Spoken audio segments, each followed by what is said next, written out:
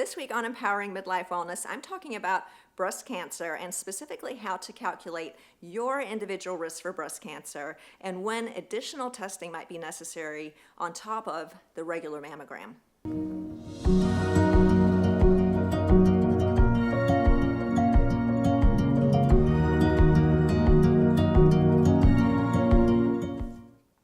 Hi friends, and welcome to this week's episode. If you're just joining me, I'm Dr. Susan. I'm a board-certified gynecologist and certified menopause practitioner dedicated to taking care of women in midlife. That's women just like me, just like you, who want to feel good now and also set up the healthiest older version of ourselves because, of course, that starts right now. So today I wanted to talk a little bit about breast cancer. We haven't talked about that for a while because there's a few new recommendations and some really cool things that you can do at home to assess your personal risk of breast cancer.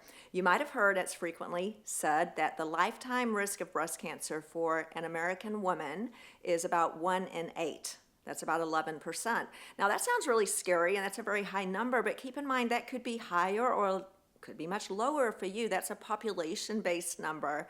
It's not an individual number. So there are ways of looking at what your individual risk is. And there's a little model that I'm going to show you. It's really easy just to fill out these few questions to give you a better idea if your risk is higher or lower than average, and then to make some decisions about whether you might do additional screening, not just the recommended annual mammogram. So going back to what we currently recommend for breast cancer screening, in gynecology world, because we see so much breast cancer, we do recommend every year doing a 3D mammogram. That's a mammogram that looks at a few extra views so that the radiologist can feed it into a program that appears three-dimensional. It gives them more ability to see behind things, so to speak. So that is X-rays. You are exposed to a very small amount of radiation, but the idea that mammograms provide any type of dangerous amount of radiation is absolutely false. In fact, even with the views necessary for a 3D mammogram, you could have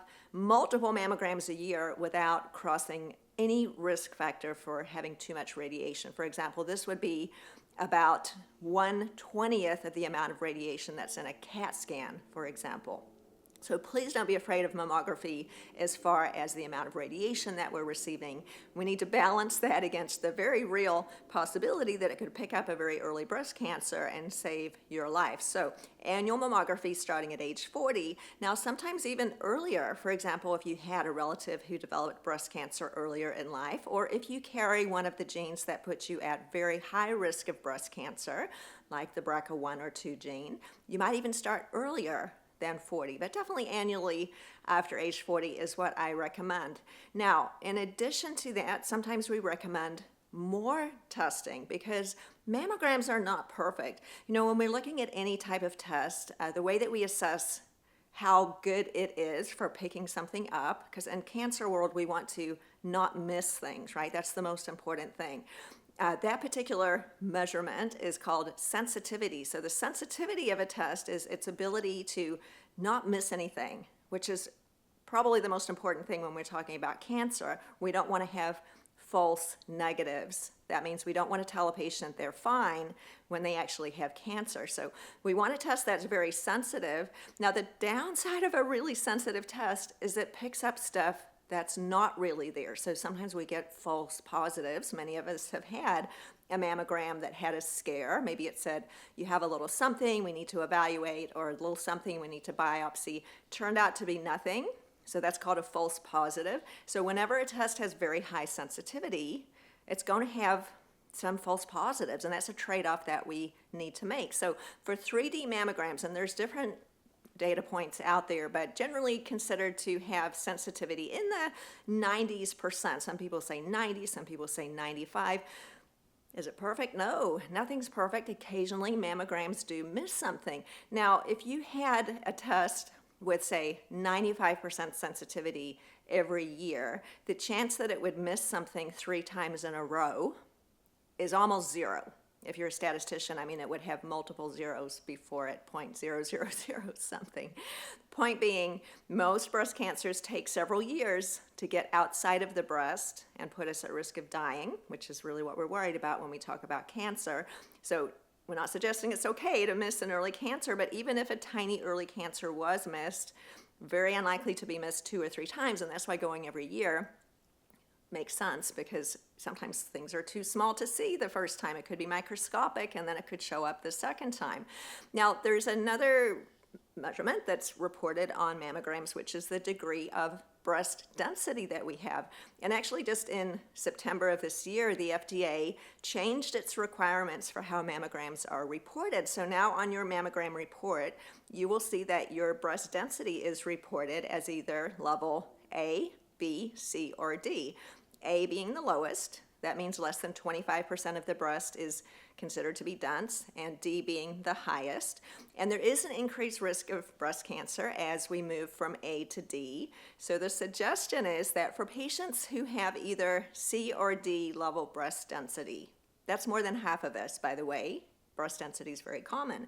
But if you're in level C or D, meaning that more than 50% of the breast is fibroglandular dense tissue, then we're going to want to look a little bit closer, and that's where doing one of these risk assessment models is really helpful. So the suggestion is, if your breast density is in the A or B category and your mammogram was normal, you can be pretty comfortable that that 90 to 95% sensitivity is going to have not missed anything. Very unlikely that it would have. Now, if you're in the C or D category, the concern is that because the breasts are very dense, maybe it could hide something, because it's more difficult to see through that stuff with a mammogram, so you can miss things. So it lowers the sensitivity a little bit.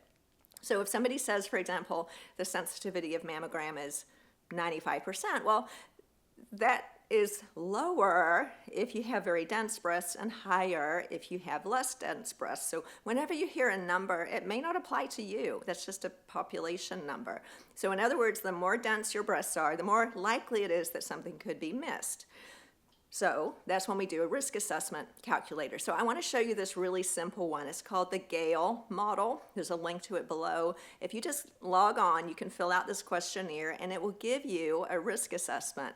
Now, it's not perfect, it's not everything, but it's a good way to see if your risk is higher than average.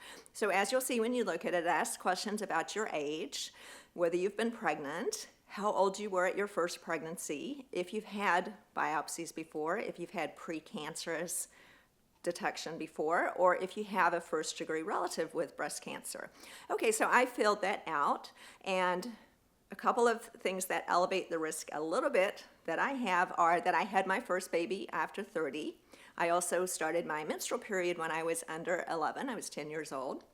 So starting your period early, ending your period late, not having children or not having children until later in life, those are all risk factors. And I have a sister who, she's doing very well, but she had a very early breast cancer. So I have one first-degree relative. So typing all of that in, I'm going to show you what my results were right here. So as you can see in this model, this particular questionnaire gives you a 5-year risk of getting breast cancer, according to this calculation. And in the general population, that would be about 2% for somebody my age. And in my case, it was a little bit higher than that because of the risk factors that I entered. Now, it also gives you a lifetime risk of breast cancer. You can see that overall, for a woman my age, that risk would be about 10%. And in my case, it was about 17%, again, because of those couple of risk factors. Well, there's an arbitrary suggestion that if your risk using one of these models is over 20%, then you might want to do some additional testing. Now, that doesn't mean that you can't do it. Like in my case, it's 17%. The suggestion is if your lifetime risk of breast cancer is 20%, maybe that's high enough to warrant doing some additional testing. So what would that be? We would be doing either ultrasound or MRI, and both of those have pros and cons. Ultrasound is not as sensitive, meaning it's more likely to miss things, but it's really inexpensive and it doesn't take a long time. Now, an MRI is very sensitive. So it doesn't miss much. In fact, hardly misses anything, but it's really expensive, takes a long time. Some people have claustrophobia, also has a lot of false positives. It picks up things that are not really there. So there are pros and cons of both of those approaches. We never tell everyone that everyone should do anything. We just simply discuss that, hey, this is something to consider. So if you just take a case study, let's just use me. I'm 57. Had my mammogram. I have level C breast density. I filled out that little questionnaire. My Lifetime risk of breast cancer is close to 20%. It's 17%. I'm not particularly worried about that, honestly. However, if I chose to do an MRI, that would be personal choice. Because it doesn't cross that 20% threshold, it would not be covered by insurance. This is where we get into it's expensive. I mean, if you paid cash for it, probably $500 to $1,000. So it's not a small decision. So maybe in my case, I might just choose to do an ultrasound, which is much less expensive, possibly would be covered by insurance. These are all factors that are very individual to a particular patient. So just wanted to point that out because you are going to see on your mammograms going forward a lot more information about breast density. And we know, as I mentioned, when we have dense breasts, not only does it make it more difficult to detect a tiny breast cancer, but there is a suggestion that it might actually elevate your risk of breast cancer, possibly just because you've got more breast tissue. So that being said, it elevates the risk anywhere from 1.5 to 5 times over that of the general population. So it's worth considering and looking into. So if your doctor doesn't mention this, you may want to bring it up. If you have either level C or D breast density, say, hey, I did this calculation at home. Follow the link below. It says my lifetime risk is 22%. I'd like to have an MRI or whatever your choice is. There's no right or wrong answer. So some other things that elevate the risk of breast cancer, we mentioned a few. Genetics. We can't change our genes. Some people carry a gene that increases the risk of breast cancer, and there is testing available to check for that, by the way. Now, I mentioned the BRCA1 and 2 gene, which are very well known. There's actually a host of others. So if you come to our office, we can do screening for all of those, or you could ask your doctor to do the same thing if you're concerned. Just being a woman increases our risk. Being overweight increases the risk. Being sedentary, drinking alcohol, more than 1 drink a day, so more than 7 drinks a week. And remember, a drink is 5 ounces of wine or 1 shot of liquor. Not very much, right? So we already talked about not having a baby, having your first baby over 30, starting your period early or ending it late. Those are all tiny risk factors, not big ones, but that could elevate your risk to, a little bit higher than the average population. It's just something that we take into account. So do this little test below. If you just click on the link, it literally takes 3 minutes to fill it out. It's not 100% complete. It's not black and white, correct or incorrect. It just gives you an idea if your risk is higher or lower. And frankly, you could make that assumption based on the risk factors that I just told you. Obviously, in my case, because I have a sister with breast cancer and I didn't have any children until I was 35, and my period started when I was 10, obviously my risk's a little higher than average. That goes without saying. But it may be worth calculating if you're needing to get a test paid for by insurance, because they do follow these very strict guidelines. And this FDA suggestion that was published in September says if your lifetime risk is over 20%, then extra testing is warranted. So that's more likely to get your insurance to pay for it, in other words. And I hate that we have to think that way, but this is the way the world works. So I hope that makes sense. Please get your mammogram every year if you don't do so already. Ask for a 3D mammogram. It's a bit more sensitive. And then look at your breast density. If it's in level C or D, do that little risk questionnaire. If it's over 20%, then consider doing some additional testing. So that's what I have for you today. I hope you learned something. If you did, please share it with your friends, and I can't wait to see you next week.